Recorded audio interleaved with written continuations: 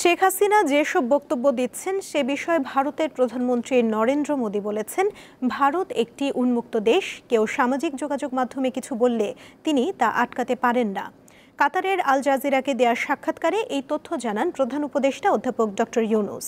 রোববার এটি প্রচারিত হয়। প্রধান উপদেষ্টা বলেন, দেশের মানুষ মনে করে অন্তর্বর্তীকালীন সরকার এখন তাদের জন্য ভালো সমাধান। Walton Washing Machine.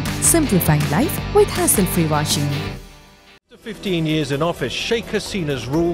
ছাত্র জনতার অভ্যুত্থানে ভারতে পালিয়ে যাওয়া আওয়ামী লীগ সভাপতি ও সাবেক প্রধানমন্ত্রী শেখ হাসিনা সামাজিক যোগাযোগ মাধ্যমে প্রায়ই কথা বলেন। সম্প্রতি থাইল্যান্ডের ব্যাংককে বিমস্টেক সম্মেলনের ফাঁকে ভারতের প্রধানমন্ত্রী নরেন্দ্র মোদীর সঙ্গে প্রধান উপদেষ্টা অধ্যাপক ডক্টর মোহাম্মদ ইউনূসের বৈঠকে বিষয়টি উত্থাপন করা হয়। কিন্তু নরেন্দ্র মোদী ইউনূসের উদ্বেগ আমলে না নিয়ে বলেন, তিনি শেখ হাসিনাকে চুপ রাখতে পারবেন না, কারণ ভারতে সামাজিক যোগাযোগ মাধ্যম উন্মুক্ত। এটি ব্যবহার করে কেউ বক্তব্য দিলে তিনি তা নিয়ন্ত্রণ করতে পারবেন না। আল জাজিরাকে ডক্টর ইউনূস আরও জানান, একটি সুষ্ঠু, নিরপেক্ষ ও অংশগ্রহণমূলক নির্বাচন উপহার দিতে সরকার অগ্রসর হচ্ছে।